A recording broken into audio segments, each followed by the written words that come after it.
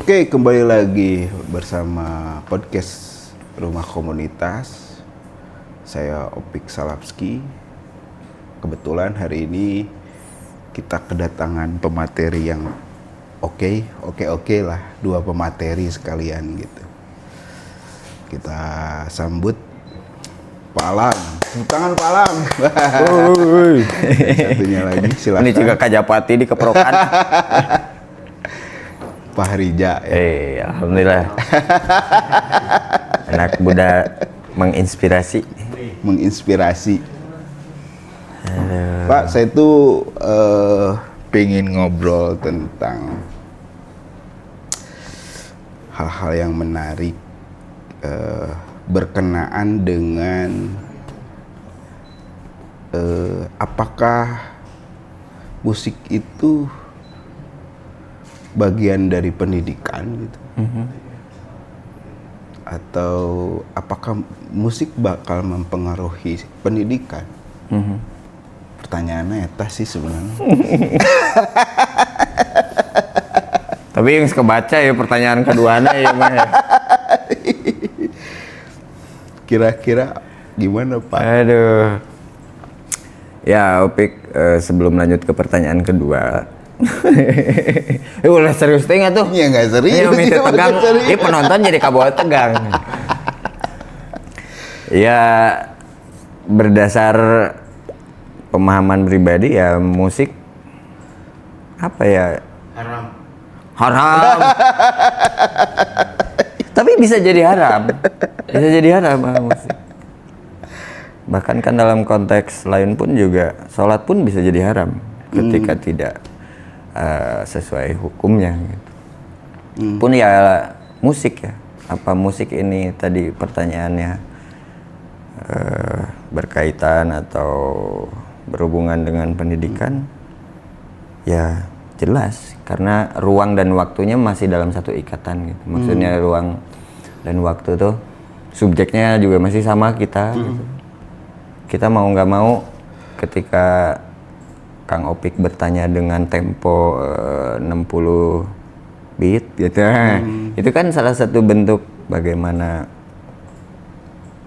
musik gitu yang dikompos jadi sebuah lagu itu memiliki makna lain ketika A bertanya memiliki satu titik kehati-hatian. Gitu.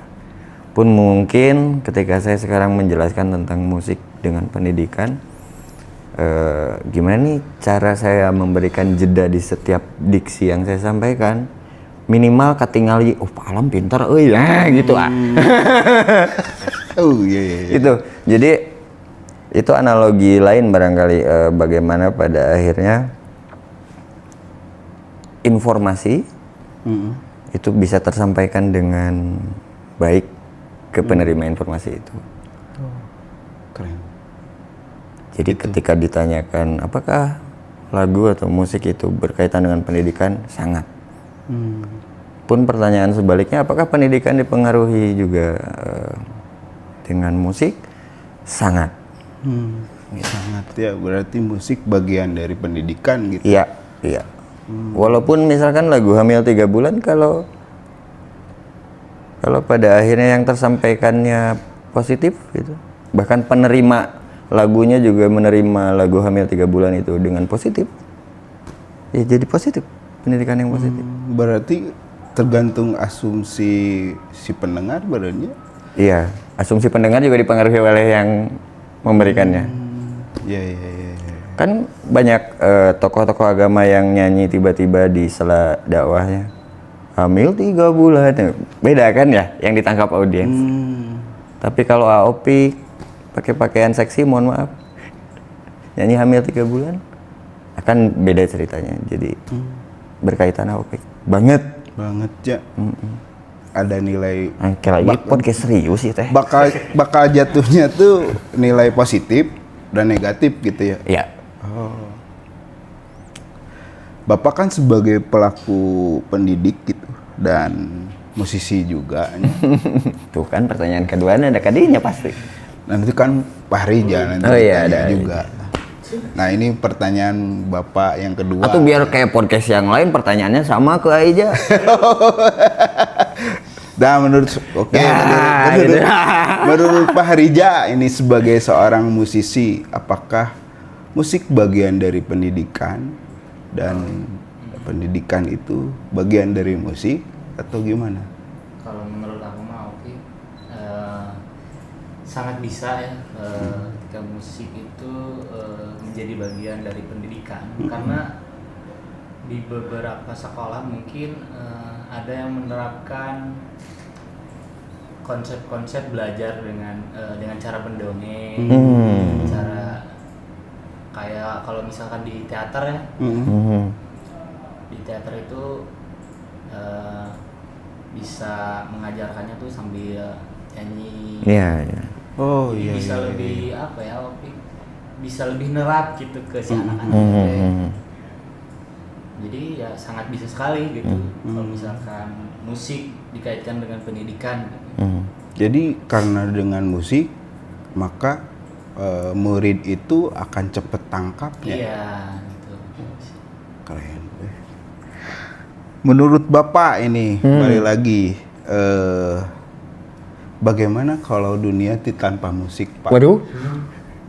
Dunia tanpa musik. Kan katanya pertanyaan jangan serius. Oke deh.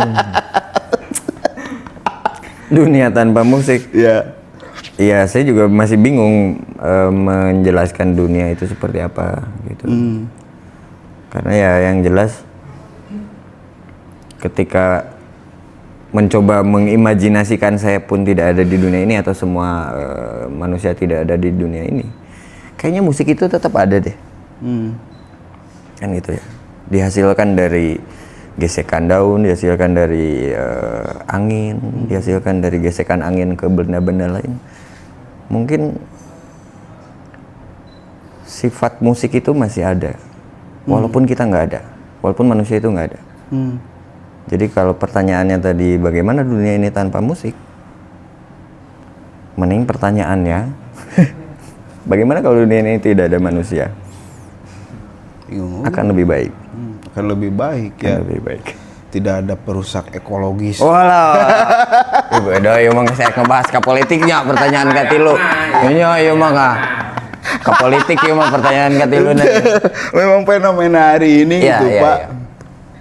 Ya tadilah Opik, jadi di pertanyaan satu dan pertanyaan kedua tuh pada akhirnya bagaimana kita sebagai subjek, sebagai manusia itu sendiri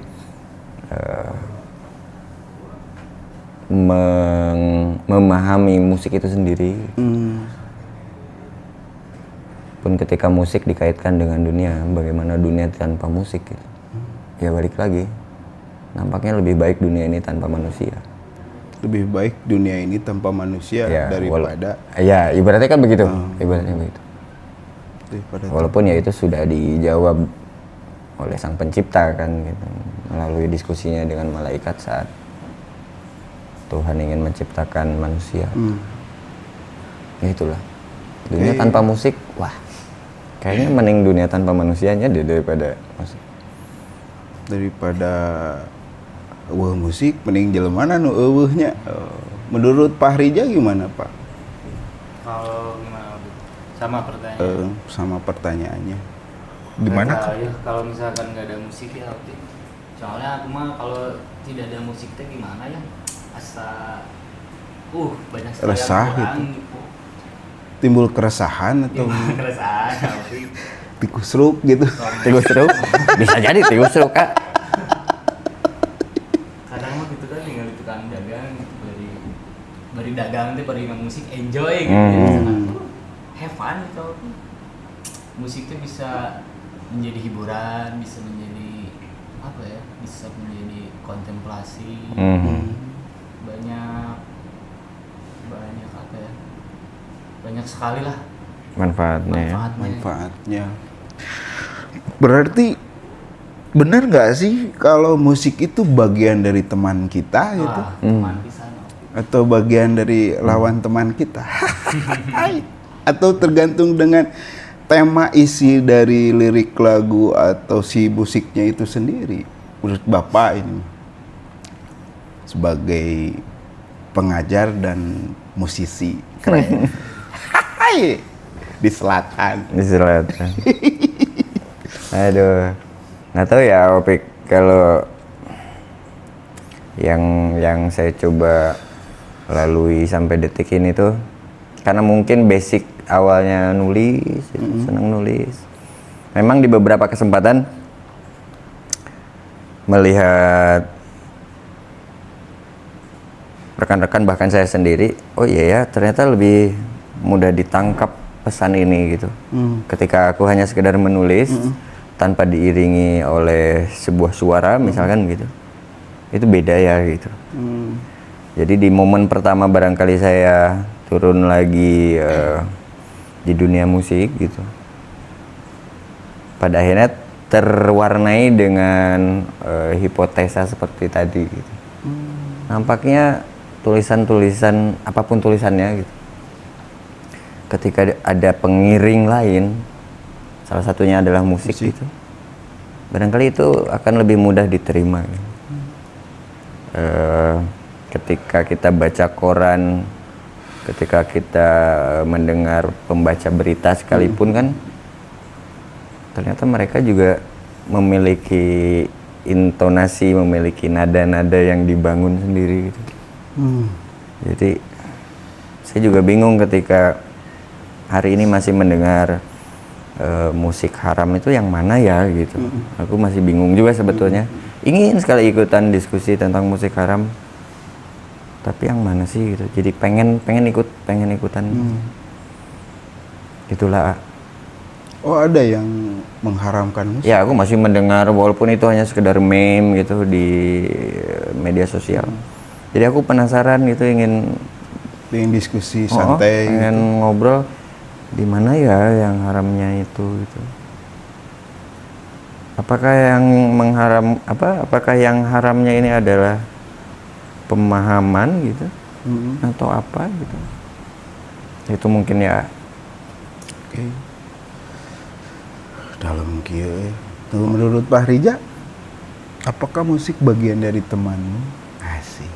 Bagian Kenapa? karena aku sehari tanpa musik itu kesepian. Tuh. Kesepian, bahaya. Kesepian. Tanpa musik teh kayak Yamin. Cuangki herang. Bening ya. Cek bari bahasa lama tuh cai di WC ngecelakaan gitu. Nah, kan gitu. Oh, siap. Keren. Celak. Netes. Kayak suara hujan kan. Kok momen ya apalagi kalau si suara-suara tadi selain jadi ruang apa ya reflektif Ruang refleks. sampai di titik kepada sang pencipta, apa masih bisa diharamkan suara-suara itu gitu. Aku masih bingung sih, makanya nantilah kita diskusi. Iya, Ini kasihan penonton lagi ya. ini podcast. Bisa terlalu berat ya. Oh, iya palam ngomong naon lieur. Abi kisah dua lieur. Itulah Nah, Opik. Ya mau nggak mau ya, Pak Rija juga merasakan itu. Ya pun sama saya ketika lama di dunia pendidikan terus kembali lagi ke dunia musik. Ya bukan hanya sekedar teman justru ya. Dia sahabat terbaik yang bisa membantu beberapa misi ibaratnya begitu. Beberapa misi yang sudah diamanatkan gitu ke dalam setiap diri. Kan gitu. Biasanya kan Kang Farija juga kalau bikin lagu pasti karena ada olah pikir dan olah rasa. Iya. Yaitu misi yang mungkin dititipkan sama penciptanya. Lantas apa harus dimakan sendiri? Justru dalam kepercayaan saya nggak bisa dinikmati sendiri. Harus dibagikan. Iya dong, harus dibagikan. Apalagi pesannya benar-benar punya nilai ibadah. Iya, kalau bahasanya Kang Panji Sakti itu selalu menyampaikan bisa jadi apa yang kita tulis, apa yang kita terima itu bukan buat kita. Kan gitu kalau Kang Panji menjelaskan. Keren. Gitulah. Nah, pertanyaan berikutnya ini, Pak. Sejak kapan Bapak bermusik itu menjadi seorang musisi gitu? Kan selama ini teh orang yang kenal sama Bapak tuh kan pendidik gitu, pengajar gitu. Sejak kapan Bapak menjadi seorang musisi dan tujuannya untuk apa sih Pak? Kalau profesi musisi mungkin dinamis ya, sesuai zaman. Kalau dulu ngeband 2008 mungkin kita merasa paling jadi musisi gitu. Karena kita kejaran kita untuk masuk radio kalau dulu kan. Itu udah goals yang hebat gitu. Lantas dari situ karena ya dinamika anak mudanya, akhirnya saya di dunia musik, terus mencoba lebih oportunis menjadi seorang laki-laki untuk menikmati hidup di beberapa peluang sekolah tinggi gitu. S1 sudah selesai, dapat lagi kemungkinan rezeki di S2, lanjut lagi sampai di S3. Barulah di situ mulai melihat fenomena lain yang barangkali bisa jadi ini hal sederhana yang lebih besar gitu. Nah, di 2015-2016 sudah mulai aktif di dunia pendidikan. Sudah banyak istilahnya rekan-rekan mahasiswa, calon guru, calon-calon kepala sekolah gitu. Ternyata ada part lain yang saya sendiri pernah melupakannya gitu. Bagaimana belajar merasakan itu gitu. Melalui pendengaran, salah satunya musik. Nah, 2018-an mulailah aku belajar lagi gitar sendiri. Kalau dulu cuman timbang nyanyi aja sama kawan-kawan di band. 2018-an lah mulai nyoba-nyoba pinjam gitar yang ada di tongkrongan atau apa gitu. Nyoba-nyoba. Oh iya. Ya tadilah pertanyaan tadi. Sejak kapan Bapak? Itulah kalau musik dalam konteks profesi musisi gitu yang dinamis juga ya. Setiap zaman pasti akan berbeda. Oh iya mah untuk hari ini misalkan Pak Alam tuh sebetulnya bukan musisi gitu. Bisa jadi gitu. Tergantung interpretasi atau indikator musisi itu seperti apa gitu. Kalau dulu kan hanya sekedar di radio aja udah merasa paling musisi gitu. Ya part itulah kalau diceritakan sejak kapan ya. Kuat-kuatnya lagi justru ketika tadi terjun di dunia pendidikan, banyak hal lah ya tentang apa sih bedanya Ustadz Epi Effendi, bedanya Ustadz Fahmi Rosihan misalkan begitu, Ustadz Maulana, Ustadz Amamiruddin.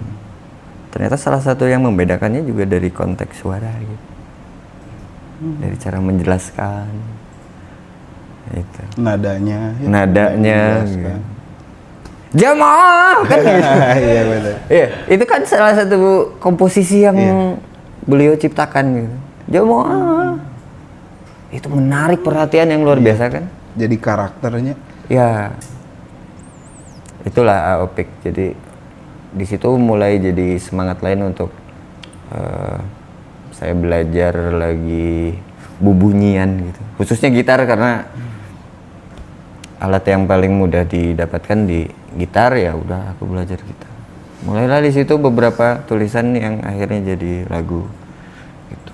Keren. Berarti berawal dari 2008 ya itu ngeband-band terus nyambung lagi di 2018 itu. Sebetulnya 2000 berapa ya? Aku masih sanawiyah, masih SMP. Masih SMP dulu sempat diundang nasyidku di Darut Tauhid. Keren. Darut Tapi Tauhid. aku lupa itu tahun berapa ya, apa tahun 2000-an. Tapi dulu masih akapela. Masih akapela. Aku dulu kebagi di vokal yang kecil karena dulu masih kecil gitu. Apa ya lagunya? Sepohon. Apalah Pak? Lupa lagunya. Sepohon kayu daunnya rimbun. Kalaupun hidup 1000 tahun kalau tak sembahyang apa gunanya. Lalu aku kebagian yang vokal di yang apa itu istilahnya. Tuh aku juga kalau disebut musisi aku nggak paham ini alto sopran, aku nggak paham. Jadi kalau mengawali permusikan di kapan aku inget itu sempat manggung di Darut Tauhid zaman nasyid. Sama kakak tingkat. Alhamdulillah punya pengalaman itu. Gitulah Opik. Jalan panjangnya. Jalan panjangnya. Nah, kalau Pak Rija sendiri dari sejak kapan sih bermusik gitu? Kalau aku dari 2019-an. 2019. 2018. Ya, 2018. 2018 pas lagi SMK. Oh, Lagi SMK. SMK. Jadi sebetulnya tuh aku tuh tersesat, Opik. Nice. Tersesat. Ada yang tersesat. Opik pengen Jadi sebelum bermusik tuh aku sempet ini Opik di sekolah SMK tuh pernah ikut lomba-lomba baca puisi gitu. Nah, berawal dari puisi, berawal dari teater, juga teater, ikut puisi dan teater. gitu. Dan pada akhirnya jadi bermusik oke. Oh, iya. 2019 punya band gitu, band-bandan sama temen SMK semuanya, temen sekelas lah. Temen sekelas, Pelipur Lara yang Sampai sekarang masih Pelipur Lara. sampai sekarang masih cuman lagi istirahat dulu lah. Karena Tapi kesibukan. mudah-mudahan, akhir bulan ini dirilis. Wah, alhamdulillah. Oh, Pelipur Lara Rilis lagi, akhir wah bulan. teman-teman. Wih. Coba dengerin Pelipur Lara. Iya, Pokoknya itu. mah itu Keren-keren, Op. keren, lagu-lagunya keren. Mau rilis ya? Akhir bulan ini. Alhamdulillah. Penuh makna kalau setiap Menemani tahun lagunya. baru berarti. Keren. Nah ini, Emang ngeri lah solo. Ya, apapun. oh lah. sekarang solo Solo dulu Opik. supaya tidak lupa ya. Iya, supaya apa? Jauh ya? Biar tetap produktif aja lah gitu sendirian gitu. Jauh berarti ya dari Solo ke Bandung. Bisa panggul di helm. Panggul di helm, Pak. Nah teman-teman sebelum kita masuk pertanyaan SOP itu, Incan berarti. jadi Canda tadi teh. rumah komunitas ini selalu mensupport teman-teman UMKM Merdeka gitu. Ada program UMKM Merdeka di mana mensupport jika teman-teman punya produk-produk PNB gitu, baik itu makanan atau minuman, sok aja kirimin ke alamat rumah komunitas gitu. Kita akan promosikan di setiap podcast kita gitu. Jadi teman-teman tinggal kirim aja si produknya apa gitu. Nanti kita promosiin. Berarti ini produk UMKM juga? Ini produk UMKM, Alhamdulillah. tehnya gitu. Ini juga kopinya sama dari Kang Ius. Kang Ius. Kang Ius ya. Dari teh terbaik hasil Ciwidey. Oh, Ciwidey. Juga sama ya. Alhamdulillah. Nah, gitulah pokoknya mah. Nah, sekarang kita kembali ke pertanyaan. Ini lebih ke SOP itu, pertanyaan Waduh. SOP itu. Benteng. Antara buat Pak Alam dengan Pak Rija ya. Ini buat Pak Alam dulu. Dari sudut pandang pendidikan nih, apakah musik memiliki pengaruh terhadap cara belajar dan perkembangan generasi muda gitu? Pertanyaannya itu. Pengaruh terhadap cara belajar. Ya, cara belajar dan perkembangan generasi muda gitu. Ya, kalau berbicara pengaruhnya ada. Ada. Hanya mungkin untuk seberapa besar pengaruhnya ya mungkin juga harus diuji ya. Seberapa besar pengaruh itu gitu. Tapi kalau kita lihat fenomena kasarnya, fenomena yang kita mudah tangkap lah ya. Apalagi kita sendiri sebagai penikmat media sosial itu sangat mudah mendapatkan potongan-potongan berbentuk reels, berbentuk story yang viral bahkan gitu. Itu yang jadi part yang langsung masuk ke long term memory gitu, ke semua pengguna media sosial itu gitu. Masuk langsung ke long term memory gitu, memori jangka panjang, sehingga musik ini mempengaruhi manusia itu ya sangat gitu. Sangat Bisa dibilang sangat kalau melihat fenomena kasar. Tapi kan tetap harus diuji lagi ya seberapa besar pengaruh itu. Apakah juga dari nilai instan itu akan instan lupa juga? Seperti itu. Itu juga perlu riset mendalam barangkali ya. Kalau berbicara tadi. Gitu Pak Opik. Oke, buat Pak Rija nih sebagai musisinya, kita contohin aja bahwa secara subjektif Pak Rija seorang musisi. Sebagai musisi, kapan Pak Rija menyadari bahwa musik tidak hanya soal hiburan, akan tetapi juga punya nilai pendidikan? Nah, menurut Pak Rija bener nggak? Bahwa aku menyadari kalau musik itu bagian dari pendidikan tuh baru sadarnya tuh Auki di umur berapa 20-an masih gituan. Sebelumnya aku menikmati musik itu hanya cuma hiburan doang gitu, cuma asik-asik aja, kayak lagi di hajatan misal, lagu dangdut gitunya, dangdutan hiburan gitu kan, itu aku menikmati musik sebagai hiburan gitu. Kayak di pernikahan, seiring berjalannya waktu yang menikmati teman-teman gitu, teman musisi lainnya, ternyata ada nilai lebih gitu yang disampaikan oleh musisi, dari segi sejarah mungkin yang diangkat, dari segi apa banyak lah gitu ya, begitu. keren, jawabannya keren jadi gempur gitu. Nyonya gue, Opik ngopi lah gerak Opik. Abi ahosna tuh ayo kita. Oke, pertanyaan buat Pak Alam. Pertanyaan kedua, ini ada 4 pertanyaannya. Terakhir pertanyaan reflektif ya. Pertanyaan kedua, apakah aspek apa saja seperti konsentrasi, disiplin, atau kerjasama yang dapat dikembangkan melalui pembelajaran musik itu sendiri? Aspek apa saja sih menurut Bapak gitu?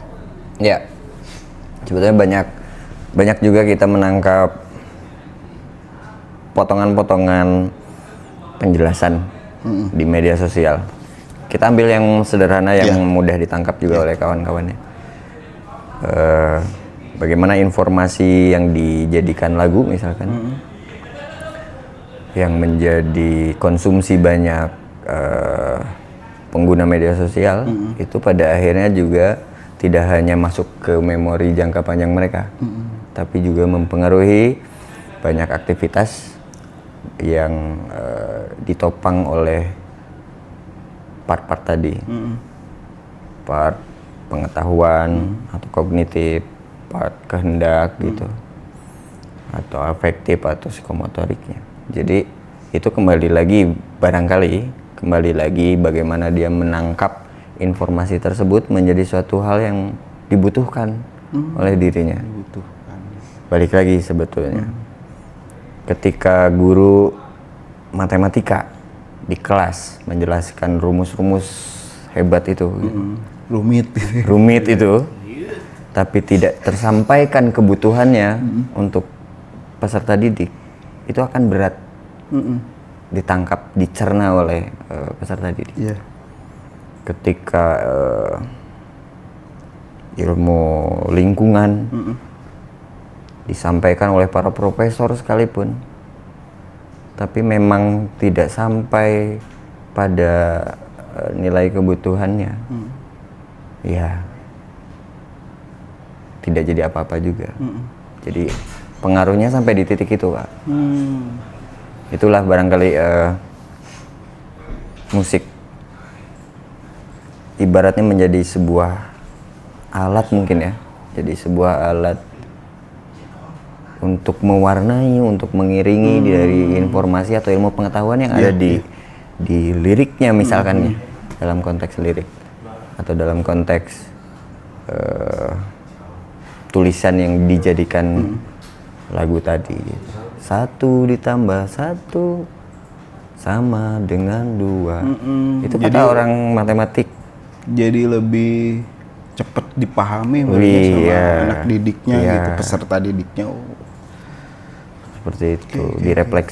Bukan direfleksikan, coba diintegrasikan misalkan dengan kebutuhan anak. Sembari gurunya menjelaskan di sini ada bolu misalkan. 1 ditambah 1 sama dengan 2. Contoh begitu. Ayo dibuka dulu, ah.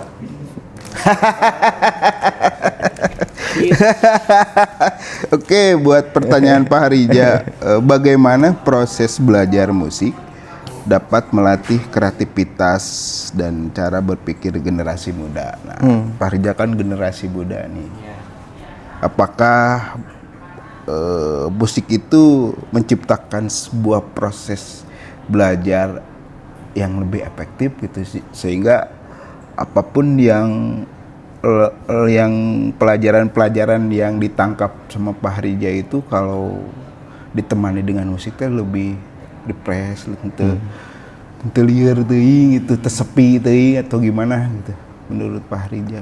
Ya, rada muter ya Pak. Penangkapnya kemana ya biar Orang tewak lah.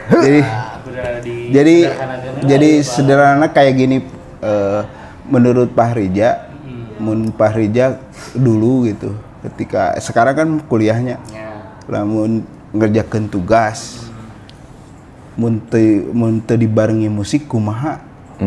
Apa perbedaan Pak Harija ketika ngerjakeun tugas dibarengi musik jeung henteu gitu? Eta pertanyaannya teh. Yang pertama mah ya perbedaannya biar lebih semangat gitu. Kadang tiap hari tuh mood aku tuh beda-beda ya. Karena kejadian-kejadian setiap harinya tuh kadang hari ini kumaha, besok kumaha gitu. Pasti beda-beda. Kadang untuk biar aku lebih lebih mood lebih mood itu kadang bisa dibantu oleh musik gitu. Alat bantu, bisa menjadi alat bantu untuk menumbuhkan moodnya bagus gitu. Situasinya biar lebih oke lah gitu. Kurang ketemu dia. Coba dengerin musik-musik mungkin yang membangun juga gitu. Ya gitu. Mantap. Milih musik, jadi bisa dimilih musiknya yang lebih membangun. Jadi situasional mungkinnya.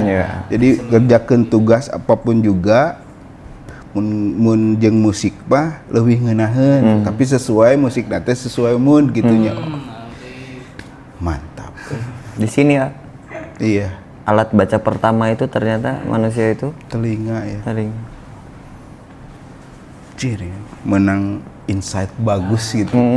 Kan kayak kita yang sudah berkeluarga nih, ketika istri kita hamil, nanaonan orang ngajak ngobrol orok di jero beuteung kan gitu. Ngapain sih kita ngajak ngobrol anak kita di dalam kandungan? Kan dia sudah mulai membaca juga dengan pendengarannya. Oh iya si ayah. Apalagi kalau didengerin musiknya terus ya, apalagi didengarkan murotal dan lain sebagainya. Mempengaruhi perkembangan. Iya. Keren. Ya dari part tadi ya, part kecil. Ya, ini pertanyaan SOP rada jarang. Iya, orang sederhanakannya. Iya. Nah, menurut Bapak gitu, mengapa sih pendidikan musik tetap penting untuk diberikan kepada khususnya generasi muda gitu, di tengah tuntutan sekolah hari ini gitu. Seperti apa sih? Ya, kalau berbicara pendidikan musik yang sudah diformalkan dalam konteks lembaga pelatihan musik dan sebagainya, itu barangkali akan lebih banyak secara teknis bagaimana nada, bagaimana naon malam teh ngobrolkeun tangga nada dan sebagainya. Kan begitu ya. Kalau dalam konteks kelembagaan di pendidikan musik. Oke. Tapi kalau kita coba perdalam lagi, barangkali akan menemukan part-part yang semacam tadi. Ternyata kita sejak di dalam kandungan pun sudah diperdengarkan banyak hal gitu. Dan itu alat baca pertama. Artinya apa? Ada kemudahan seorang manusia mendapatkan informasi melalui apa yang dia dengar. Keren ya. Oke. Itu Alpi. Jadi pendidikan musik ini pun mudah-mudahan semakin komprehensif, semakin adaptif juga, sesuai zaman juga. Sekarang kan tidak sedikit orang yang terbiasa nempelin speaker di sini gitu. Secara medis ada yang bilang bagus atau kurang bagus ya sesuai dengan kapasitas penggunaannya ya. Tapi yang jelas tadi pendidikan musik ini mudah-mudahan semakin komprehensif ya untuk kebutuhan-kebutuhan lain yang barangkali lebih fundamental untuk manusia ini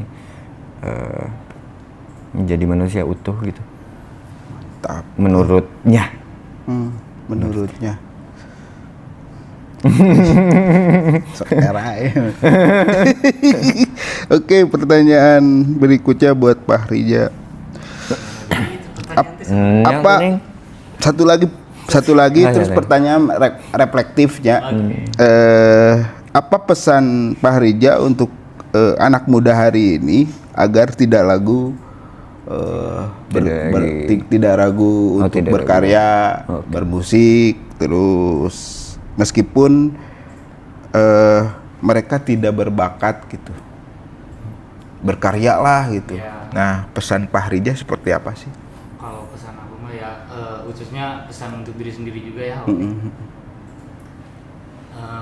Apa ya? Memulainya bukan untuk bagus tapi untuk hayulah gitu, bergerak dulu gitu. Yeah. Kalaupun kita mau langsung bagus mah ai gerak mah henteu kumaha gitu. Ya. Ya udah ayolah gerak dulu aja gitu. Penting mah gerak belajar heula we nya. Masalah prung. bagus jeung teu kita belakangan gitu. Bareng-bareng gitu kan bisa sambil sharing-sharing sama yang udah lebih lama misalnya. Siap. Next pertanyaan. Pertanyaan. Oh, ada lagi? Ada lagi jawaban? Ada pertanyaan reflektifnya sebelum teman-teman mendengarkan karya-karya dari Pak Alam dan Pak Rija gitu. Ini kewajiban gitu. Kewajiban. Oke. Untuk dinyanyikan karyanya supaya teman-teman menjadikan lagu Pak Alam sama Pak Rija itu bagian dari literasinya, influence lah gitu buat teman-teman yang pingin berkarya lewat musik. Da teu kudu jagonya, nu penting mah ada kemauannya. Gitu. Nah, pertanyaan reflektifnya adalah jika Bapak ditakdirkan menjadi Menteri Pendidikan atau ditakdirkan menjadi Menteri Kebudayaan dan Pariwisata, termasuk seni dan lain sebagainya gitu. Apa yang Bapak lakukan untuk generasi anak muda yang memilih jalan menjadi seorang musisi atau seniman? Ya, pertanyaan berat. Kan reflektif. Ya, pertanyaan. Dan memang ini pertanyaan yang aku coba recall kembali ya. Sebetulnya di beberapa kesempatan pertanyaan ini dengan kalimat pertanyaan yang beda. Bahkan di podcast sebelumnya aku sempat ditanya, Pak, kenapa lebih memilih jadi musisi dibanding jadi dosen? Sampai ada pertanyaan begitu. Ini berkaitan sama pertanyaan tadi. Kalau Bapak ditakdirkan menjadi menteri, baik itu menteri pendidikan atau menteri yang berkaitan dengan, contohnya khususnya yang berkaitan dengan para musisi, para seniman, budayawan gitu. Nah, apa yang Bapak lakukan terhadap para musisi, seniman, budayawan hari ini yang notabene tidak diapresiasi? Iya. Pertanyaan ini berulang kali tersampaikan dan saya selalu menjawab begini, A. Apa bedanya dosen dengan seorang pencipta lagu? Bahkan saya sering juga di forum-forum diskusi dosen itu sering menyampaikan begini. Sehebat apa sih artikel ilmiah lu gitu? Aku masuk Sinta sekian Pak Alam, itu ada level-level publikasi. Aku sampai masuk Scopus Pak Alam. Oke, berapa jumlah citasinya atau citasi itu berapa jumlah kemudahan, termasuk ada indikator kemudahan masyarakat umum mengakses informasi itu. Aku di forum diskusi dosen menyampaikan itu. Jawabannya berat ya, mah tahu berat jawabannya. Iya, maksudnya tadi udah mau menteri atau Kan kalau bapak jadi menteri. iya. Ya tadi maksudnya saya selalu apa sih yang kalian bedakan antara musisi dan dosen? Musisi dengan asatid, dengan ustadz gitu. Apa sih yang jadi beda? Pun di forum dosen yang saya masih terlibat di dalamnya, saya selalu menyampaikan begitu. Sementara banyak tulisan-tulisan ilmiah sekalipun hanya bisa dinikmati oleh orang-orang ilmiah lagi. Orang-orang tertentunya kayak eksklusif berarti. Akhirnya jadi eksklusif, padahal ilmu pengetahuan diturunkan kan enggak begitu. Agama yang terakhir pun agama saya alhamdulillah rahmatan lil alamin loh, bukan rahmatan lil muslimin. Kan gitu. Jadi ketika musisi pun punya peluang peran di area itu, insya Allah kalau Allah mengizinkan ya kenapa tidak, itu dilakukan, bahkan bisa jadi masuk di kategori wajib. Digaji gitunya. Kalau urusan digaji kan itu urusan ini aja ya, apa produksi duniawi gitunya anggap. Tapi kan yang udah ngegaji mah udah turun duluan. Lawang bumi beserta isinya ini sudah ada sebelum manusia diciptakan. Itu gaji kita. Dari sang pemilik ilmu pengetahuan itu. Iya. Kan gitu. Itu Apik. Bahkan kayaknya Tuhan kita nggak pernah memilah profesi mana yang berhak bertemu dengannya. Benar nggak? Iya, betul. Apa dosen? Nggak tentu. Apa musisi? Bisa jadi. Oke. Jadi kalau suatu saat, tadi pertanyaannya lebih ke area kebijakan barangkali ya. Iya. Ya marilah kita terus memperdalam keilmuan yang diberikan Tuhannya. Apa hanya jadi satu bentuk terukur saja atau justru menjadi bentuk yang menghilangkan diri kita untuk senantiasa ya udah ini semua punya yang di atas. Berarti bakal diapresiasi ku Bapak. Apanya? Kan selama ini teh kan Itu tadi. jujur aja kalau musisi, seniman kadang Berat ya? berat gitu. Berat ya? Terus beratnya tuh karena dari setiap event yang contohnya yang punya punya sponsor besar gitu. Tapi kayaknya Cuangki Herang. Cuangki Herang 2M contohnya. 2M itu apa? 2M teh nuhunnya cap nuhunnya. Makasih. Datang ke si Imam. Makasih, Imam. Oh iya buat Imam Kelana, makasih. Iya. Seperti itu gitu. Nah, salah satunya Imam Kelana sekarang tuh lagi memperjuangkan Betul lah. kudung diapresiasi gitu. Di 2023 saya sempat ada komunikasi dengan kawan musisi lama yang sudah hidup di dunia musik nasional bahkan Asia. Berkeluh kesah. Di situ aku jadikan bahan buat pribadi. Iya ya, gue padahal anak baru kemarin nih di dunia musik. Karena aku memang punya dapur lain saat itu, di dapur dosen. Aku kadang hanya ketika penyelenggara ngundang, udah aku mah yang penting bisa pulang lagi juga udah aman. Ternyata apa yang saya lakukan baik, yes. Tapi itu memperburuk siklus Iya. industrinya. Nah dari situ mulai saya coba melempar bola salju gitu, bikin red card. Pak Alam seorang solois minta 5 juta di setiap event. Di situnya Alam Sahnya titik-titik, tapi krunya, additionalnya aku kasih di situ untuk biaya produksi dia. Alam Sahnya mah titik-titik. Dan saat itu masih punya dapur gitu. Iya. Itu saya lempar ke beberapa penyelenggara dalam artian iya si Alam we nu cikeneh, nah gitu ibaratnya. Yang baru terjun di musik udah minta sekian gitu. Seandainya informasi itu betul-betul jadi bahan komunikasi untuk diskusi sebaik mungkin akan paham gitu. Seperti halnya saya menjelaskan itu ke teman-teman dosen. Apa sih bedanya musisi dengan dosen? Semuanya hasil riset loh. Musisi juga riset. Iya. Mungkin metodologinya aja yang digunakan beda. Nah maka bagaimana nih untuk meningkatkan apresiasi kepada seniman sekalipun? Aku kenal Fahrija ini di teater. Saya pernah menonton beliau di teater, di acara sosial, dan ternyata potensinya besar. Pun jadi musisi dan sebagainya. Bahkan di beberapa kesempatan terlibat juga di pengaktoran. Alhamdulillah akhirnya ya udah kita coba di area-area lain di era digital ini ya.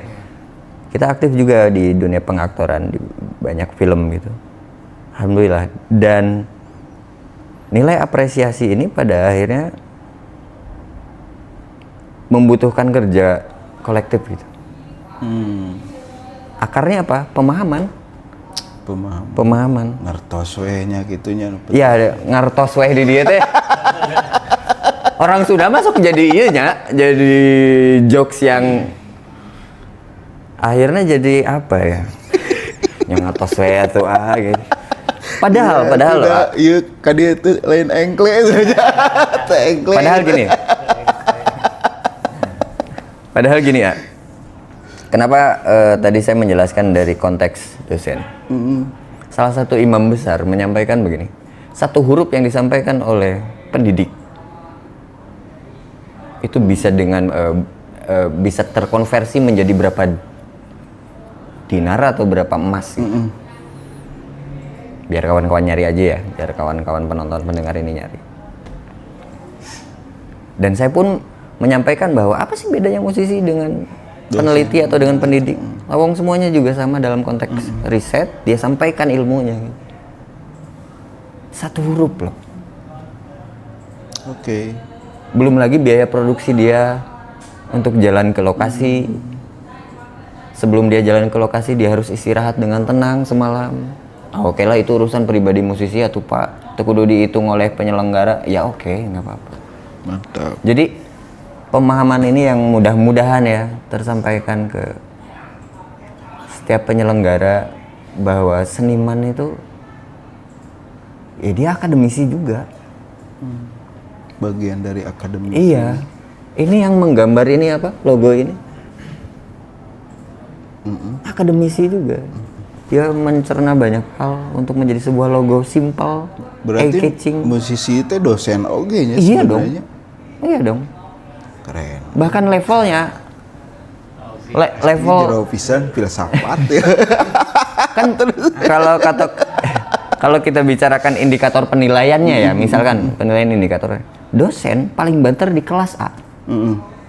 Dan paling banter dosen itu dapat diakses ilmunya di jurnal-jurnal ilmiah yang masyarakat mohon maaf yang sibuk ngabeca, yang sibuk ngojek, mungkin kesempatan untuk buka akses pengetahuan yang luar biasa ini tidak banyak. Tapi musisi coba, dia mau ngamen dimanapun, di pasar, di pangkalan ojek gitu. Hasil rekaman riset ya sehingga menghasilkan sebuah lirik yang benar-benar Jadi pertanyaan, jadi pertanyaan tadi tuh saya malah ingat ke beberapa tahun ke belakang juga banyak yang bertanya begitu.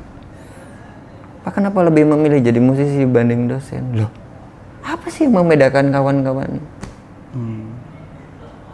Gitu ah. Oke, jadi para menteri. Siapa ya menteri pendidikan sekarang siapa coba? Aku juga nggak tahu. Apa? Harmoko. Ya kelihatan banget angkatan berapa kita ini. Tapi ya mudah-mudahan itulah ya, pemerintah pun juga lebih peka untuk anak cucu dirinya gitu. Iya. Prabowo misalkan yang jadi presiden hari ini atau yang wapres hari ini itu Gibran. Mudah-mudahan mereka dua orang ternama ini bisa lebih peka untuk anak cucunya deh. Buat apa? Buat nyiapin calon guru, calon pendidik yang di kemudian hari jadi guru anak cucunya. Benar.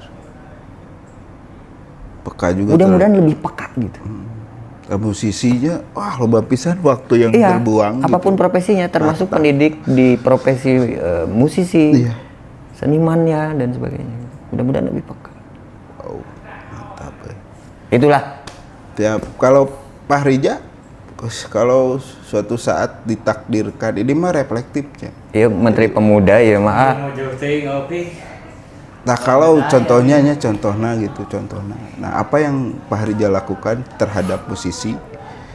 Pak Rija jadi menteri ya. Oh. Nah apa yang dilakukan Pak Rija terhadap musisi, seniman, budayawan yang selama ini teh memang selalu diacuhkan gitu.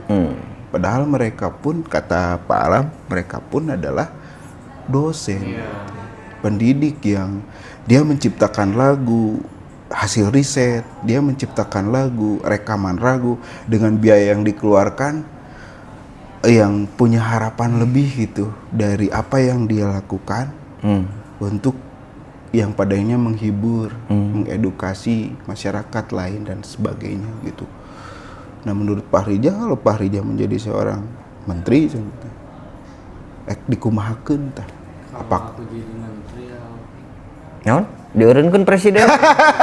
Diurunkeun presiden. Nah.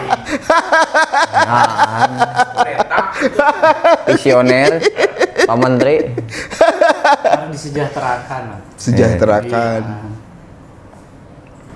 Karena namanya kudu disejahterakan tuh karena gitu teh oke. Musisi ya para pengkarya itu kadang nilai apresiasinya tuh kurang gitu diapresiasi. Bahkan kalau aku sering ngobrol gitu sama Pak Alam, masuk ngobrol kan? Tara, baik anggap aja cigan nunyaan di podcast. Bahwa karya seni itu kan kadang mah kita ya nyieun nanti lila gitu. Dan harusnya itu diapresiasinya tuh bisa seumur hidup kita gitu. Oke. Dari mana ada ya tuh gitunya. Ya, kita mah harus bisa punya investasi gitu namun gitu ya. Iya. Bisa sekali main gitu bayarnya sekian puluh juta misalnya. Biar bisa menghidupinya, Iya. asap rumah tetap ngebul. Ya. Terus kalau yang belum menikah, meureun keur nabung keur nikah meureunnya. Karena ada kita mah kan bukan yang sistem gajian ya. Betul. Musisi mah gimana tuh? Kadang bisa lebih kerap atau bisa lebih tak aya we gini sini kadang ngadambal we gitu. Iya, iya. Di itu sih lebih kayaknya. Tapi Harus sejahtera. Pak Rija kalau jadi menteri ada niatan untuk mana para musisi, mana para seniman, mana budayawan, kok orang digaji KB per bulannya supaya tetap ngebul, supaya bisa nikah, supaya bisa apa? Supaya kerjanya lebih loba gitu. Supaya lebih produktif lagi gitu. Bakal seperti itu nggak kalau Pak Rija? Bakal gitu aku mau tapi. Tah dengikeun para menteri ya, tah Pak Rija ya. Nah, Terus nantinya udah berarti Udah, atau berarti. nah karena tadi pertanyaan refleksif udah dijawab dengan keren gitu. Nah, statement closing dari Bapak Alam sama Pak Rija gitu. Setelah statement closing, kami mempersilahkan untuk men-sharekan satu lagu di podcast ini, Pak. Untuk ngalagu, sebelum ngalagu statement closing heula buat teman-teman yang ada yang menonton Itu kemarin itu. podcast hari ini. Dari Bapak heula meureun statement closing. Coba. Naon atuh ya. Ya penutup mah hanya Allah yang tahu ya kapan ditutup. Kiamat. Kiamat. Statement mah harus terus tersampaikan untuk jadi diskusi-diskusi selanjutnya, untuk menjadi sudut pandang baru, untuk menjadi paradigma baru, untuk pada akhirnya kita sebagai manusia sesuai dengan apa yang diamanatkan oleh pencipta gitu. Jadi kayaknya statement closing ini jangan pernah ada deh gitu. Statement closing jangan pernah ada, Justru harus terus ditumbuh kembangkan terus ditumbuh. untuk jadi diskusi-diskusi lain yang mempengaruhi Oke, menjadi sebuah karya apapun gitu ya. Keren. karena ya tadi Tuhan tidak menyampaikan profesi mana untuk bertemu dengan dirinya. Itu Berat kieu Bapak dosen. Dari Pak Rija, statement closing. Dari aku mah aku teh kepikiran statement closing apa ya? Dulu saya pernah ini kan Alpik di kelas lirik.